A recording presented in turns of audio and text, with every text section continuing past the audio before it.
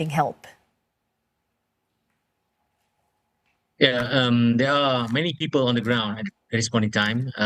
Many NGOs and CSOs are offering assistance along with the authorities to help in the research and rescue efforts.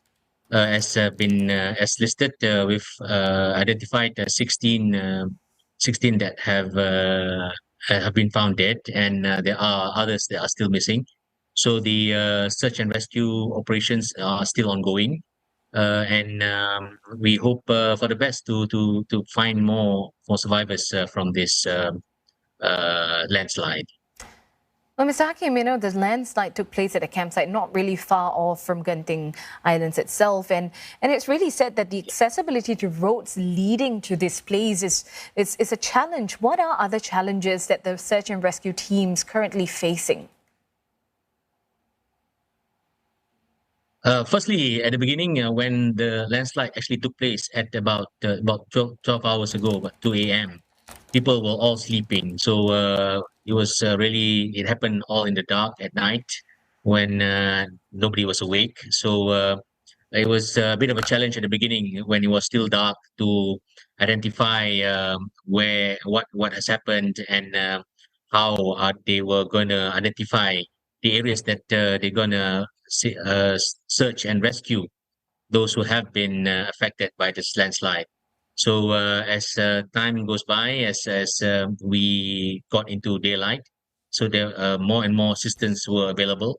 So we are now actively looking at the search area and identifying which of them who they are still have survived from this landslide, and providing the required assistance in terms of medical aid and psychosocial social support and so on.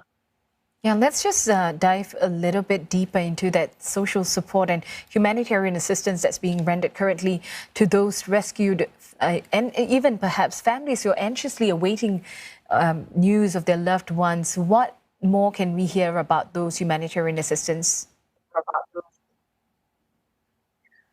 Of course, those who have been affected by the landslides would need medical assistance. Some are in shock and have suffered a certain level of trauma. So, mental health and psychosocial support is also available to these victims to ensure that they can recover from this traumatic experience.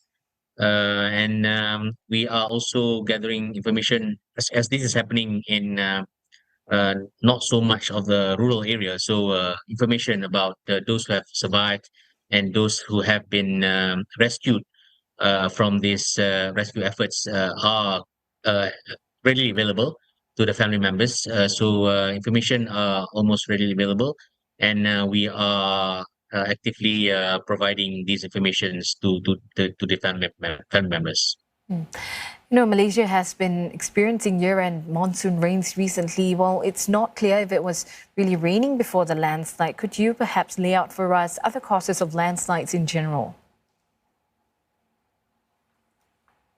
Well, a lot of the reasons for landslides in Malaysia are largely due to the fact that after a huge rainfall in a short period of time, this would cause the land structure to be unstable. Sometimes other contributing factors would include deforestation, logging activities. So these can also contribute to the cause of landslide, because the stability of the land would be affected by the lack of vegetation in the area.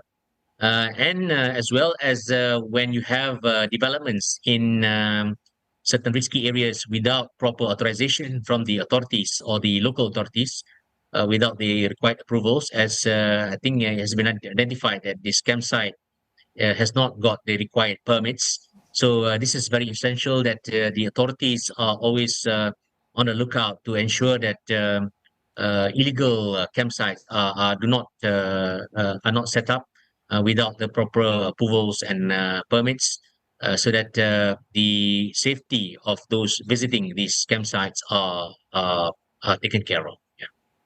Well, touching on the point where you said there was no permit license, as also identified by the local development minister. Do you think it's possible for us to mitigate such deadly disasters happening?